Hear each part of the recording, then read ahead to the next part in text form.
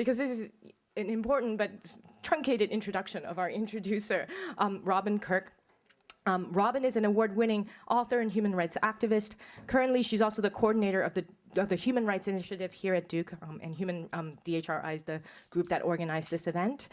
Robin is the author of The Monkey's Paw, New Chronicles from Peru, More Terrible Than Death, Massacres, Drugs, and America's War in Colombia, in addition to a number of published reports for human rights organizations such as Human Rights Watch and the U.S. Committee of Refugee. Robin also works as an investigator on capital cases and won the 2005 Glamour magazine nonfiction contest with her essay on the death penalty. And on top of all this, she is writing a novel.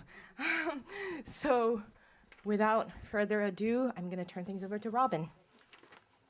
I wanted to thank our co-sponsors for this event, the Duke Islamic Studies Center, the Duke University Center for International Studies, and particularly the Franklin Humanities Institute, which has made this venue possible for us. And also particularly thank Chris Chia, who is a great organizer and hostess, and also Rocio Trinidad, who is our assistant at the Duke Human Rights Initiative and has helped publicize and pull together this event. I would like to be able to take credit for being able to foresee that Turkey would be so in the news this week, and to say that we had all, of course, known this and had scheduled this event just for that reason. But in fact, this is serendipity for us. We've been planning this for a while. But I think it does speak to the fact that human rights issues, which is one aspect of what this event is all about, are important in new ways in the world and in shaping the world for good or for ill, now perhaps more so than in the past. And Turkey is truly one of the world stages for how that is working itself out in practice, both at the policy level, at the cultural level, and also at the personal level. Turks talk about human rights issues all the time. They don't necessarily say the phrase human rights, but it's behind so many of the issues that are shaping modern Turkey. It's behind the debate over freedom of expression. It's behind what's happening with Turkey geopolitically. It's certainly part of the debate in terms of Turkey's efforts to enter the European Union. And all of these things are fraught with both possibilities and also dangers.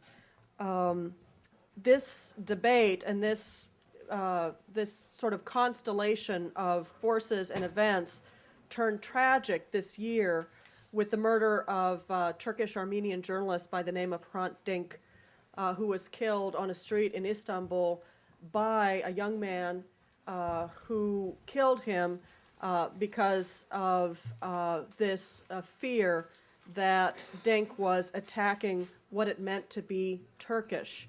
And I think that this underscores yet again how these debates can turn violent unexpectedly and very quickly. All the more important that we have individuals who are working on these issues, who are deeply invested in these issues, both intellectually and personally. And Hakan Altanay is certainly one of those people.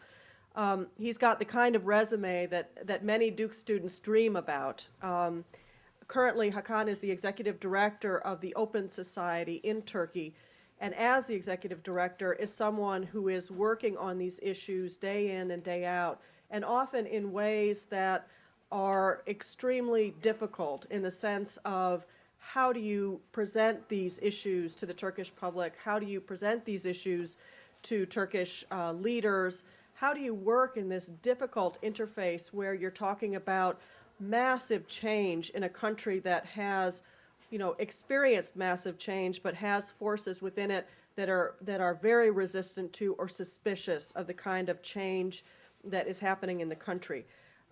Prior to joining the Open Society, Hakan was working also in coordinating work for the Caspian and Black Sea coordinator of the International Research and Exchanges Board, worked with Pathfinder International in that part of the world, has also worked on issues related to the countries of Azerbaijan, Indonesia, Iran, Jordan, Kazakhstan, Pakistan, Ukraine, and Vietnam. And if that isn't a list of difficult choices and difficult projects, I don't know what is.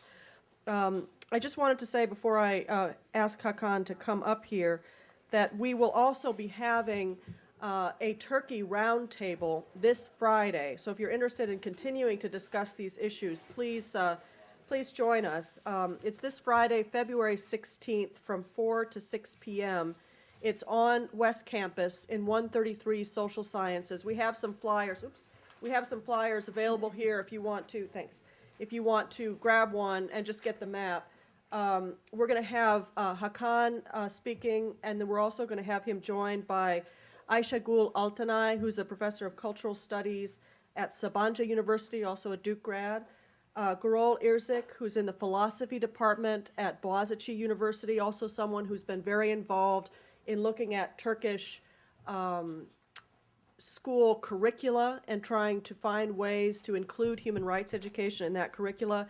And Sibel Irzik, who's with the Cultural Studies program at Sabancı, someone who's worked very much on the writings of Orhan Pamuk, Turkey's Nobel, and someone who's also been caught up in these debates over what it means to be Turkish and what it means to be modern. So without further ado, let me invite you to welcome Hakan Altanay. Thank you. It's wonderful to be here. I'm grateful for the organizers, and the Frankness Center for having me here today. Before I start talking about Turkey, maybe I should make clear what I mean with Spain and Iran. Spain is clearly a European success story. Sure, there's Ireland, which went from rags to riches. Ireland, as you know, was the purest EU member, and now it's one of the richest, but there are 4 million people in Ireland and there are 40 in Spain. And Spain used to be thought of as a bastion of conservative and authoritarian thinking, and now it's a bastion of progressive federal thinking in Europe. It has, half of its ministers are women. It has just become the largest donor to UNDP development program. Iran, on the other hand, is what failure looks like in the case of Turkey. Several million Iranians had to leave Iran after the revolution, and since then, various shades of authoritarianism has been the name of the political game. It's a rentier state based on essentially hydrocarbon exports, and it's a international pariah. Now, one can juxtapose Iran and Spain on various axes, but the one that I find particularly useful is whether the international environment was a benign or a malign factor in the development of these societies. In the global wheel of fortune, Iran got the first CIA coup and a predatory British oil company, and Spain got the EU. Now, and it was the EU that formed the rubric through which various social forces, trade unions, business community could think of its grand compromise. It was again the EU that mitigated the self-determination plans of restless Catalans and Basques. So the question for Turks is, can EU play a similar role for Turkey? Those of us who